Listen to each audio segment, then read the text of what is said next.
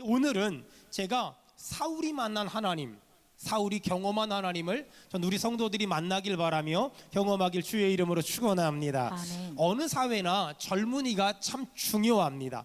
특별히 지금처럼 시대가 좀 어려울 때일수록 젊은이들은 굉장히 소중하고 굉장히 가치 있는 존재입니다. 젊은이들을 가리켜서 사람들은 현존하는 미래라 이런 말을 합니다. 하지만 지금의 젊은이들이 꼭 알아야 될 것이 있습니다. 지금 젊은이들이 비난하는 기성세대가 얼마 전까지는 젊은이였다는 것, 그리고 현재 기성세대를 비난하고 비판하는 젊은이가 언젠간 또 다른 젊은이에게 비판받는 기성세대가 조만간에 될 거라는 것. 누구나 초심은 굉장히 아름답고 소중합니다. 하지만 시간이 흐르고 세월이 흐를수록 깨닫는 게 있습니다. 욕하면서 닮는다는 겁니다. 정말 싫은 말인데, 정말 이렇게 되지 않았으면 좋겠는데 안타까운 건 수많은 사람들이 욕하면서 닮아가고 있다는 겁니다. 왜 이런 현상이 반복적으로 이어지고 있을까? 수많은 젊은이들이 욕하다가 비판하다가 비난하다가 자신을 만들고 가꾸어야 할 너무나 중요한 시기들을 놓치고 있기 때문입니다. 여러분 알다시피 지금 한국교회는 수많은 사람들에게 욕을 먹고 있습니다. 그냥 세상 사람들에게 욕을 먹는다면 그저 이해할 수 있는데, 문제는 수많은 믿는 자들에게, 심지어 수많은 미래의 목회자들, 신학생들에게, 또 목회자들끼리도 비난하고 비판하고 욕하고 있습니다. 하지만 한국교회를 욕하는 수많은 사람들이 반드시 알아야 될 것이 있습니다. 욕하면서 저들도 닮고 있다는 겁니다. 지금도 욕하는 사람들은 언젠가 그들도 욕하는 사람처럼 닮아가고 있을 것입니다. 하지만 내가 욕하지 않고 비난하지 않고 비판하지 않고 정죄하지 않고 그들을 위해 기도하고 그들을 품고 사랑하고 안아주면 저는 그 사람들이 욕하는 사람처럼 되는 것이 아니라 그들과 다른 인생을 살게 될 줄 믿습니다. 수원은혜교회가 한국교회를 비난하고 비판하고 욕하고 정죄하는 교회가 아니라 한국교회를 위해서 기도하며 주의 종들을 위해 기도하는 교회가 되기를 주의 이름으로 축원합니다. 아멘. 주의 이름으로 축원합니다. 아멘. 종교에는 고등 종교와 하등 종교가 있습니다. 여러분, 신학대학도 있지만 일반 대학에 종교학과라는 게 있는데, 종교학에서는 고등 종교와 하등 종교를 구분합니다. 자, 고등 종교와 하등 종교의 차이가 뭐가 있을까? 고등 종교는 그들이 믿는 신이 있고, 그들이 기준으로 삼는 경전이 있고, 그들이 죽으면 갈 내세가 있습니다. 자, 너무 중요하니까 기억하세요. 고등 종교의 세 가지의 특징이 있습니다. 뭐가 있다고요? 그들이 믿는 신이 있고, 그들이 삶의 기준으로 삼는 경전이 있고, 그들이 죽으면 갈 만한 내세가 있습니다. 그렇다면 불교가 고등 종교일까? 유교가 고등 종교일까? 여러분 스스로가 판단하고 평가하면 될 것 같습니다. 문제는 우리가 믿는 기독교 신앙은 종교학에서 말하면 분명히 고등 종교가 많습니다. 하지만 우리는 고등 종교인이긴 하지만 과연 우리가 믿는 이 기독교가 정말 고등 종교가 되기 위해선 한 가지가 더 필요합니다. 자기를 부인하면 고등 종교를 믿는 것이고, 자기를 부인하지 않으면 하등 종교를 믿는 겁니다. 자기를 부인하는 사람은 고등 종교를 믿는 것이며, 자기를 부인하지 않는다면 그 사람은 고등 종교인 기독교를 믿지만 그 사람의 신앙은 하등 종교인 뿐입니다. 또 반대로 우리가 어떤 사람은 자기를 부인하고 있을지라도 그 목적이 자신의 만족과 유익을 위한 것이라면 하등 종교인이고, 자기를 부인하는 것이 저 영원한 하늘나라를 위한 것이라면 고등 종교인이다 라고 말합니다. 자, 무당도 자기를 부인합니다. 굿하는 날짜가 잡히면 더러운 것은 먹지도 않고 만지지도 않고 더러운 데는 가지도 않습니다. 무당도 자기를 부인합니다. 하지만 그 무당은 저 영원한 하늘나라를 위해 자기를 부인하는 것이 아니라 자기의 만족과 자기의 유익을 위해서 자기를 부인하기 때문에 하등 종교인이라고 저는 생각합니다. 오늘 교회 안에서도 똑같은 기독교를 믿지만 고등 종교를 믿는 사람과 하등 종교를 믿는 사람이 있습니다.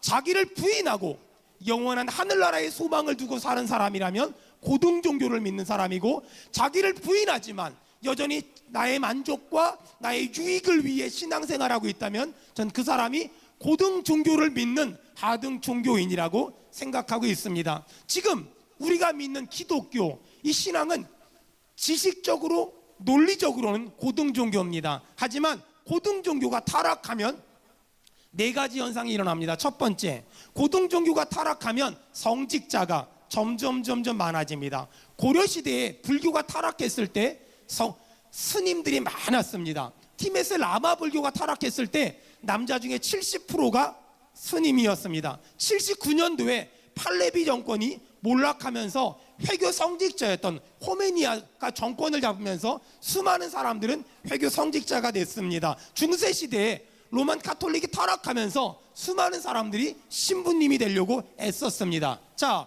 왜 고등 종교가 타락하면 성직자가 넘쳐날까? 자기 부인이 없으니까. 성직자의 길이 가난과 고난과 금욕의 길이 아니라 부와 명예의 상징이 되기 때문에 성직자가 점점 많아지는 겁니다. 여러분 읽어보셨나요? 스탕달의 흙과 적이라는 책. 아마 읽어보지 않았다면 한번 읽어보면 중세시대가 얼마나 많이 타락했는지 알 수 있습니다. 흙과 적이라는 책은 당시 유럽 청년들이 나는 흙이 될 것인가 아니면 적이 될 것인가 이걸 가지고 고민했다는 겁니다. 흙이란 법관을 상징하고 적이란 신부님, 추기경을 상징하는 단어입니다. 나는 법관이 될 것인가 아니면 추기경이 될 것인가 둘 중에 하나를 고민했던 때가 유럽의 중세시대 카톨릭이 타락했을 때 이야기입니다. 왜 사람들은 추기경이 되고 싶어 했을까? 왜 사람들은 신부님이 되고 싶어 했을까? 그 길이 가난을 보장했던 길이라면, 그 길이 금욕과 구도자의 삶을 보장했던 길이라면 그들은 가지 않았을 겁니다. 그 길이 명예와 부와 재산을 상징하는 길이었기 때문에 많은 젊은이들이 그 길을 가고자 했던 겁니다. 종교가 타락하며 나타나는 첫 번째 증상은 성직자가 많아집니다. 그리고 두 번째 증상이 뭐냐? 성직자가 많아지다 보니 그 성직자가 일을 할 수 있는 종교 기관이 점점 늘어납니다. 보세요. 교회가 많아지는 건 전 굉장히 행복한 일이라고 생각합니다. 하지만 건강한 교회가, 영혼을 구원하기 위한 교회가, 죽어가는 영혼을 살리기 위한 교회가 많아지는 건 정말 행복한 일이라고 생각합니다. 하지만 성직자가 많아지다 보니 그들이 먹고 살만한 그런 종교기관이 많아진다면 그건 변질이며 그건 타락이라고 생각합니다. 여러분, 그렇게 성직자가 많아지니 그들이 일을 할 수 있는, 먹고 살 수 있는 종교기관이 늘어났습니다. 그러다 보니 어떤 일이 벌어졌을까? 기복주의 신앙이 싹트기 시작했고 만들어지기 시작했습니다. 여러분, 신앙과 기복주의 신앙은 완전 다릅니다. 신앙은 하나님의 말씀을 기준으로 내가 변화되는 겁니다. 우리 동의하면 아멘 합시다. 아멘. 하지만 기복주의 신앙은 하나님의 말씀 앞에서 내가 변화되는 것이 아니라 하나님이 내 맘대로 움직여주길 원하는 겁니다. 도와주세요. 알겠어. 살려주세요. 알겠어. 응답해주세요. 알겠어. 그걸 기복주의 신앙이라고 말합니다. 기복주의 신앙을 가진 사람은 내가 변화될 생각이 전혀 없습니다. 내가 바뀔 생각도 전혀 없습니다. 내가 회개할 생각도 전혀 없습니다. 기복주의 신앙을 가진 사람은 하나님을 이용하고 하나님을 부려먹고 하나님을 써먹을 생각만 하고 있습니다. 왜 교회가 많아지고 성직자가 많아지면 기복주의가 판을 칠까? 이런 겁니다. 우리 교회만 다녀야 복받아. 잘 들어보세요.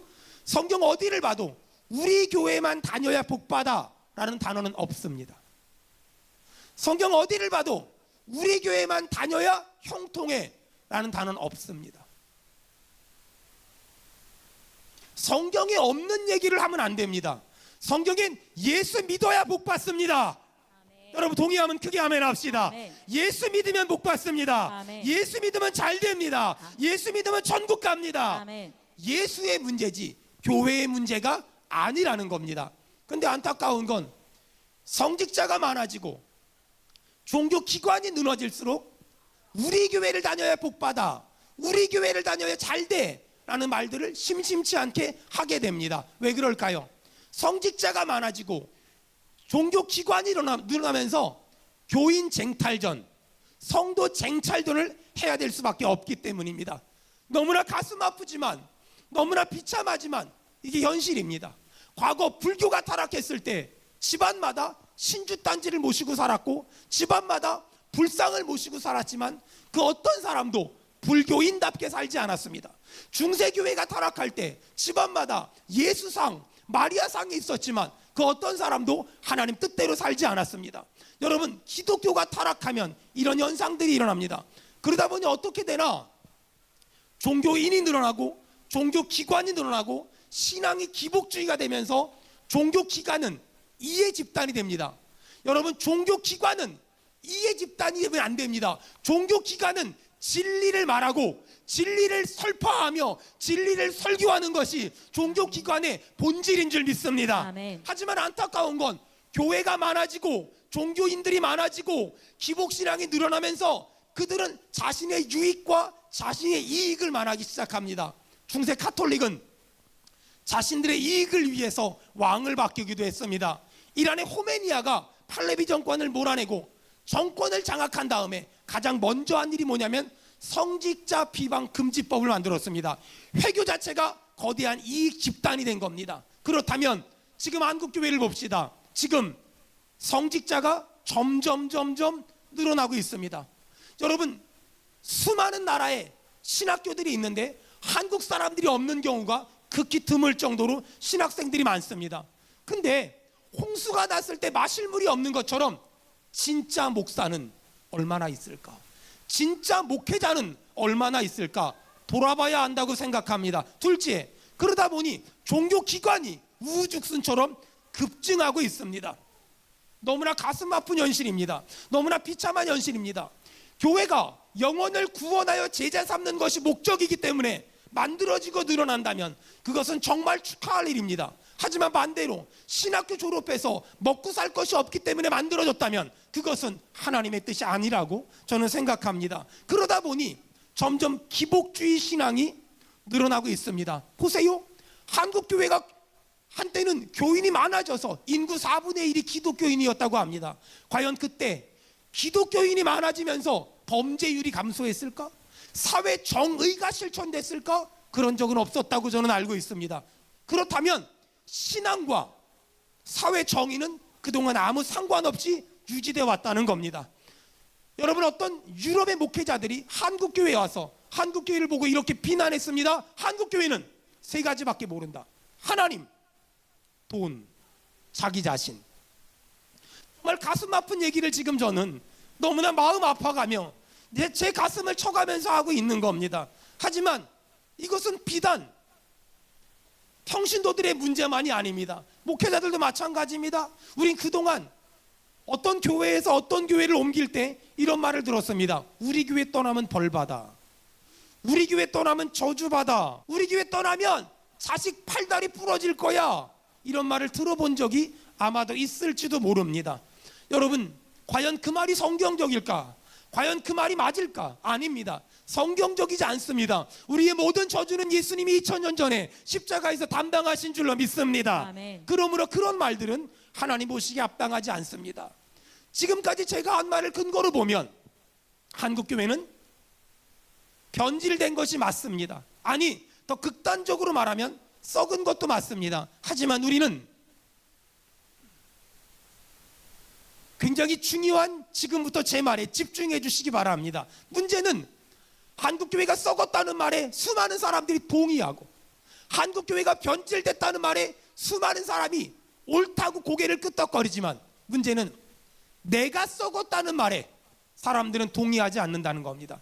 내가 변질됐다는 말에 사람들은 고개를 끄덕거리지 않는다는 겁니다. 마치 한국의 정치인들에게 정치가 썩었다고 말할 때 그들은 끄덕거리지만 당신이 썩었다고 말할 때 동의하지 않는 것과 똑같은 이치입니다. 여러분, 한국교회가 썩었다고 큰 교회를 보고 옆에 교회를 보고 앞에 교회를 보고 내가 아는 목회자를 보고 내가 아는 장로님을 보고 말하는 건 비성경적입니다. 한국교회가 썩었다고 말할 때 근거가 뭘까? 목사가 이 정도밖에 목회하지 않는 것. 여러분, 과거 믿음의 선배 목사님들은 자신의 인생을 걸고 가족도 버리고 자식도 버리고 오직 주를 위해 미친 듯이 굶어가면서 먹지 못해가면서 입어가지 못하면서 그렇게 목회했습니다. 하지만 저는 지금 그렇게 목회 못하고 있습니다. 제가 존경하는 어떤 목사님은 교회를 개척할 때 자기 책상에다가 축, 사망 이렇게 써놓고 목회를 시작했다고 합니다. 나는 없다고, 나는 죽었다고, 나는 가족도 돌볼 자신이 없다고, 나는 자식도 챙길 자신 없다고, 나는 주를 위해 미칠 거라고 말하면서 목회했습니다. 제 선배 목사님들은 이름 없이 빚도 없이 그렇게 목회를 했는데 저는 그렇게 목회를 못하는, 저는 변질된 목사입니다. 저는 타락한 목사입니다.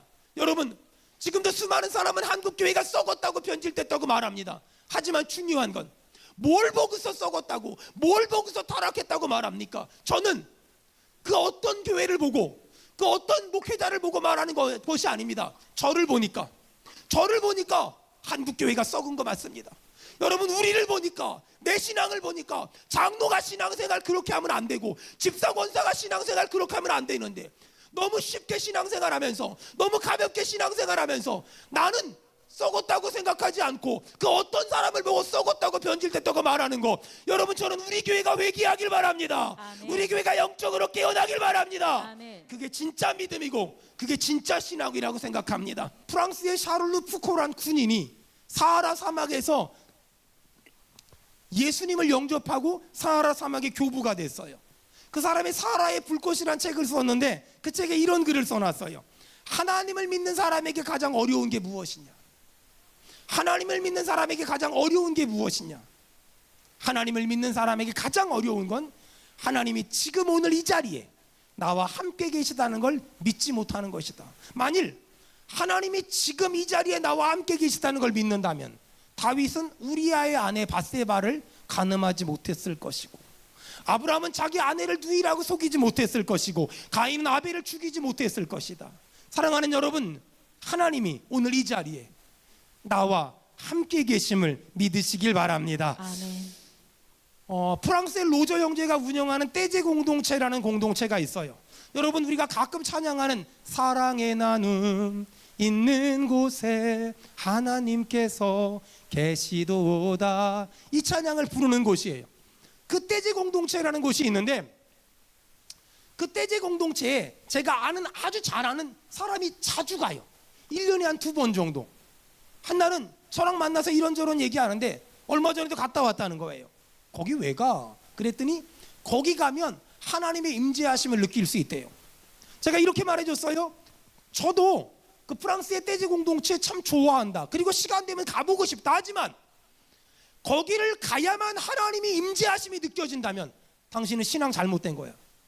거기를 가야만 하나님의 임재하심이 느껴진다면, 저는 CCC에서 훈련받은 사람이에요. 그리고 예수전도단에서 꽤 오랫동안 같이 동역을 했어요. 만약에 제가 꼭 CCC 본부를 가야만 하나님의 임재하심을 느낄 수 있고 꼭 제주도 열방대학을 가야만 하나님의 일하심을 느낄 수 있다면 저는 잘못된 거예요. 여러분, 하나님은 지금 오늘 이 시간에 우리와 함께 계심을 믿습니다. 아멘. 두 번째, 우리 주보 보고 다 같이 영원하신 하나님 따라하겠습니다. 시작. 영원하신 하나님을 만났음을 사울은 고백하니라. 눈에서 비닐 같은 것이 벗겨진 다음에 영원하신 하나님을 만날 수 있었어요. 영원하신 하나님을 만나고 나니까 그가 배웠던 학문, 출신, 집안을 전부 다 배설물처럼 싹 다 버릴 수 있었어요. 보세요.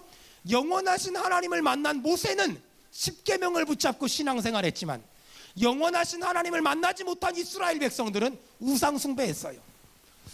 얼마 전에 성지순례 다녀온 목사님하고 이런저런 얘기하는데 그분이 그런 말이에요. 모세가 십계명을 받은 시내산에 올라갔다 왔대요. 2285m, 엄청 높잖아요. 1500m까지는 차 타고 올라갈 수 있대요. 700m는 걸어가야 한대요. 근데 웬만한 산악 전문가도 올라가기 힘들다는 거예요. 낑낑거리며 올라가야 한대요. 근데 거기 가면 두 종류의 사람이 있대요. 그곳에 가서 예배하는 사람, 또 하나의 사람은 그곳에서 예배하러 온 사람들한테 라면하고 기념품 파는 사람. 마치 어떤 느낌이냐면요, 영원하신 하나님이 주신 십계명을 붙잡은 사람과 영원하신 하나님을 만나지 못한 이스라엘 사람들, 우상 숭배하는 사람들 같지 않아요.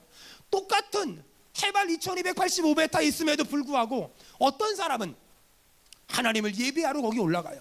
어떤 사람은 라면 팔러 거기 올라가요. 사랑하는 여러분, 이 땅은 잠시 잠깐이에요. 보이지 않는 것은 잠깐이에요. 보이는 것은 영원한 줄 믿습니다. 여러분, 영원하신 하나님 붙잡기를 주의 이름으로 축원합니다. 아멘. 세 번째, 주보 보고 다 같이 전능하신 하나님 시작. 전능하신 하나님을 만났습니다. 사울이 비닐이 벗겨진 다음에 눈을 뜨고 보니까 전능하신 하나님을 볼 수 있었어요. 사도행전 27장에 바울이 탄 배가 유라굴로 광풍을 만나서 두려워 떨고 있어요. 그때 예수님 나타나셔서, 하나님 나타나셔서 말씀하세요. 두려워하지 말라. 따라합시다. 두려워하지 말라. 두려워하지 말라. 우리 옆 사람 얼굴 보고 한마디 합시다. 두려워하지 마세요. 시작. 두려워하지 마세요. 여러분, 두려워하지 마세요. 하나님이 도와주실 줄 믿습니다. 아멘. 여러분, 유라굴로 광풍을 만나서 두려워 떨고 있는 수많은 사람들에게 예수님 말씀하십니다. 두려워하지 말라. 두려워하지 말라. 두려워하지 말라. 아멘. 여러분, 성경에 두려워하지 말란 말이 366번 있어요. 제가 왜 366번인가 생각해 봤더니 일단 365번은 365일 같아요. 하루가 왜 더 있을까? 윤달 껴서 그런 것 같아요. 하나님은 날마다 두려워하지 말라, 두려워하지 말라, 두려워하지 말라, 두려워하지 말라, 두려워하지 말라. 여러분, 하나님이 오늘 말씀하십니다. 두려워하지 마세요. 하나님이 도와주실 겁니다. 아멘. 자, 네 번째, 사울이 눈에서 비늘 같은 것이 벗겨진 다음에 만난 하나님은, 자, 절대자이신 하나님 시작. 절대자이신 하나님을 만났습니다. 절대자이신 하나님을 만났습니다. 절대자이신 하나님. 여러분, 정말 신기한 건 뭐냐면은요, 저는요 과거에 그렇게 의롭지도 못했고 선하지도 못했고 깨끗하지도 않았어요. 근데 하나님이 저 같은 사람을 불러다가 신학을 공부시키고 목사 만들어 주셨어요. 더 신기한 건 저는 그렇게 신학교를 하는데 공부를 열심히 하지도 않았고 공부를 최선을 다하지도 않아서 공부도 잘하지 못했어요. 근데 정말 신기한 건 저를 수원은혜교회 담임 목사 만들어 주셨어요. 이걸 전문 용어로 절대자이신 하나님, 하나님이 이렇게 하셨습니다라고 말해요.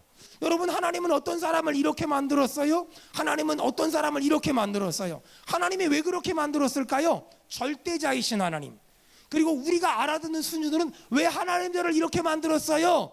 엿장수 맘대로, 하나님 맘대로. 여러분, 그래서 어떤 사람은 잘났어요? 내가 잘난 게 아니에요. 하나님이 잘나게 만들어졌어요. 어떤 사람은 좀 부족해요? 그 사람이 못나기로 작정한 게 아니에요. 태어날 때 연약하게 태어났어요. 그렇다면 우리가 해야 될 일은 잘난 걸 자랑하는 것도 못난 걸 수치스럽게 생각하는 것이 아니라 잘난 것도 하나님이 주신 것이니 나보다 연약한 사람을 품는 것이 하나님의 뜻인 줄로 믿습니다. 아멘. 그것이 절대자이신 하나님의 음성에 순종하며 순응하는 길이라고 생각합니다. 마지막 하나, 사울이 예수님 만나고 눈에서 비닐 같은 것이 벗겨지니 다섯 번째, 따라합시다. 심판자이신 하나님 시작. 심판자이신 하나님. 심판자이신 하나님을 만났습니다. 자, 바울이 벨릭스와 벨리스의 아내에게 세 가지 설교했어요. 뭐 설교했다고요? 의와 절제와 심판을 강론했다. 자, 의는 뭐냐면은요, 하나님과 나와의 바른 관계. 절제는 뭐냐면은요, 끊어버리는 거. 여러분, 저는 오늘 여러분 축복합니다. 하나님 보시기에 합당하지 않은 걸 여러분 줄일 생각을 하지 마세요. 줄인다는 건 뭐냐면 3번 하던 사람이 2번 하고 2번 하던 사람이 1번 하고 이런 거 하지 말아요. 여러분, 절제는 뭐냐면은요, 끊어버리는 거예요. 자, 오른손을 한번 들어봐요. 끊어버리겠습니다. 시작. 끊어버리겠습니다. 끊어버리겠습니다. 시작. 끊어버리겠습니다. 끊어버리겠습니다. 여러분, 마약 하던 사람이 3번 하다 1번 하는 건 하나님의 뜻이 아니라 끊어버리는 거. 담배 피는 사람이 한 갑에서 5개, 아내가 뭐가 들었는지 모르니까 그걸 끊어버리는 거. 술 마시는 사람이 끊어버리는 거. 옆 사람 얼굴 보고, 우리 옆에 사람이 뭘 끊어야 될지 알잖아요. 옆 사람 얼굴 보고 한마디 끊어버리세요. 시작. 끊어버리세요. 여러분, 그렇게 착하게 얘기하면 안 돼요. 끊어버리면은요, 농담인 줄 알아요. 눈을 토끼 눈을 하고 그 다음에 입에서 침이 튀기면서 끊어버리세요. 시작. 끊어버리세요. 여러분, 끊어버리길 바랍니다. 아멘. 우리 크게 아멘 합시다. 끊어버리길 바랍니다. 아멘. 끊어버리길 바랍니다. 아멘. 여러분, 그러면 어떻게 하면 하나님과 나와의 관계를 회복하고 하나님 보시기 합당하지 않은 거 끊어버릴까? 자, 바울이 벨릭스와 벨릭스의 아내에게 의와 절제와 심판을 얘기했잖아요. 거꾸로 하면 돼요. 정말 심판을 믿으면, 정말 심판을 믿으면 뭐 하게 되고? 절제하게 되고, 절제하면 의롭게 살 수 있어요. 다시요. 정말 심판을 믿으면, 가짜로 믿는 거 말고요. 정말 하나님 앞에 설 때가 온다, 하나님 앞에 설 날이 온다, 이걸 믿으면, 정말 심판을 믿으면 절제할 수 있어요. 끊어버릴 수 있어요. 하나님이 나중에 하나님 앞에 있으면 물을 건데, 너 왜 그거 못 끊었어? 너 왜 그때 못 잘랐어? 너 왜 그때 못 살았어? 너 그때 왜 할 수 있는데 안 했어? 너 그때 해야 되는데 왜 안 했어? 정말 심판을 믿으면 끊을 수 있어요. 그리고 끊으면 의롭게 살 수 있어요. 여러분, 심판은 믿지 않는 사람에겐 벌 받는 시간이지만 믿는 사람에겐 계산하는 시간이에요. 하나님이 준 거 어디다 썼니? 하나님이 준 거 어떻게 살았니? 하나님이 준 거 어디에 썼니? 이거 물어보고 계산하는 시간이에요. 어떤 사람은 그래요. 천국 가면 다 똑같지 않냐고. 얼마 전에 제가 그 어떤 책에서 읽은 이야기인데요, 호주에서요 교회가 술집 됐대요. 그래서 어떤 기자가 찾아가서 인터뷰를 하러 갔대요. 어떻게 된 일인가? 인터뷰를 하는데 한참 인터뷰하다 보니까 술집 사장님이 목사님이더래요.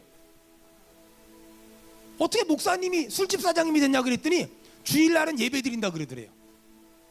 어떻게 술집을 하게 됐냐고 물어봤더니 교회를 운영하기 위해서는 어쩔 수 없다고. 여러분, 이렇게 목회하는 사람하고 한 사람이라도 예수 믿게 만들어 보겠다고 낮밤으로 뛰어다니고 금식하고 철야하는 목사하고 나중에 천당 가서 똑같으면 억울하잖아요. 정말 억울하잖아요. 여러분, 심판이라는 거는요, 안 믿는 사람에겐 벌 받는 시간이지만 예수 믿는 사람에게는요 계산하는 거예요. 내가 너에게 건강 줬는데 어디다 썼니? 내가 너에게 돈 줬는데 어디다 썼니? 내가 너에게 지식 지혜 줬는데 어디다 썼니?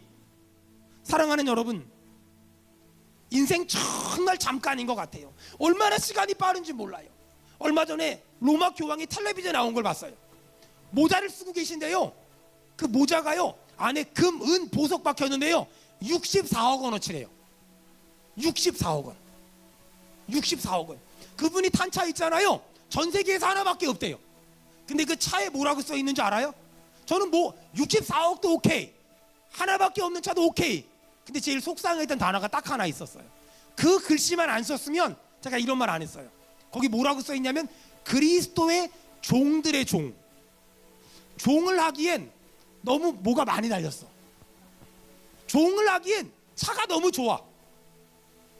여러분, 제가 여러분이 기도해 주셔서 지난 한 주간 동안 안성에 가서 말씀을 전했어요. 주일날 말씀을 전하는데 성도들이 은혜를 받으셨나 봐요. 월요일 주일날 저녁에 집에 가시면서 한 성도님이 저한테 물어봐요. 목사님 젖소 우유 먹네요. 좀 말을 이렇게 가공한 우유 아닌 뭐 이렇게 말하면 얼마나 은혜로워? 젖소 우유 먹네요. 그래서 네 먹습니다. 잘 먹습니다. 그 다음날 월요일날 축산업을 하신대요. 젖소 우유를 한 바켓스 받아오셨어요. 바켓스 말고 양동이. 저도 이렇게 한 양동이 받아오셨어요. 그걸 끓여가지고 이렇게 오신 거예요. 그걸 절 주면서 목사님 드셔보시라고. 그래서 그날 저 때문에 거기 예배원 모든 사람들이 젖소 우유 먹었는데 저는 자주 드시는 줄 알았거든요. 그분이 평생 처음으로 짜왔대요. 온 교인이. 제가 너무너무 귀한 거잖아요. 이건 맛의 문제가 아니라 이건 마음의 문제잖아요. 원샷으로 마셨더니 목사님 잘 드신다고 또 드시래. 그런 의도는 아니었거든요. 또 드시래. 또 먹었어요. 목사님 잘 드신다고 또 드시. 세 번째 먹을 때 고민이 생기기 시작하는데 강대상에 올라가서 화장실 가고 싶으면 어떡하지? 배탈 나면 어떡하지? 보통 고민이 아니야. 먹으면서 계속 기도했어요. 어떤 독을 마실지라도 해를 받지 아니하며 병든 자에게, 이러면서 먹고 그 강대상 올라갔는데 괜찮더라고요. 그랬더니 이분이 예배 끝나고 딱 내려왔는데 또 다른 권사님이 오시더니 목사님 청국장 좋아하니? 저는 요 근래 부흥회 다니고 집회 다니면서 세상에 첫날은 젖소우유, 둘째 날은 청국장. 그래가지고 제가 좋다 그랬을까요? 안 좋다 그랬을까요? 얼굴 봐봐요. 좋아할 것 같은가 안 좋아할 것 같은가. 근데요 너무 좋아한다고, 없어서 못 먹는다고 그걸 죄다 받아다가 우리 집에 갖다 줬어요. 그리고 셋째 날 또 갔더니 또 다른 분이 목사님 된장 좋아하시니? 집에서 만든 순수 무공의 농진 그 된장 좋아하시니? 안성 사람들이 정이 많더라고요 보니까. 그래가지고 좋아한다 그랬더니 또 갖고 오셨어요. 또 집에 갖다 줬어요. 또 집에 갖다 주고. 마지막 날 열심히 집회했더니 이번에 마지막으로 목사님 주일 월화수목 너무너무 수고하셨다고 사례비를 주세요. 저는요 하나님 앞에 기도한 게 하나 있어요. 어떤 거냐면은요, 내가 소시장에 손은 안 댈 거다. 무슨 말이냐면은요, 제가 처음에 교회를 개척을 했을 때 어디 교인들도 아무도 없고 성도들도 아무도 없잖아요. 근데 그때 벽산그룹에서 저한테 신우회에서 말씀을 전해달라고 부탁을 하더라고요. 그래서 거길 갔어요. 말씀을 전하고 왔더니 돈 봉투 하나 주더라고요. 40만 원. 제 안에 갖다 주면서 여보 이렇게 사례비 받았어. 그리고 이제 교회 가서 기도하는데 전화가 왔어요. 목사님 우리 신우회 직원들이 너무 은혜 받았다고요. 목사님 매 주마다 오셔서 말씀 전해주시면 안 되겠냐고. 목사가 말씀 전하는 게 너무 좋아야 되는데 그때 제 머릿속에 딱 떠오른 게 뭐였냐면 4416.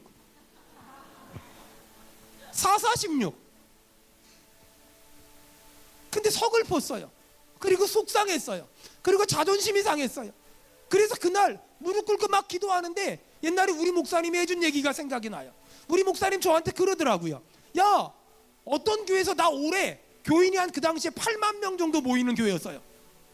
목사님 갈 거예요? 우리 교회는 5천 명 정도 모였고.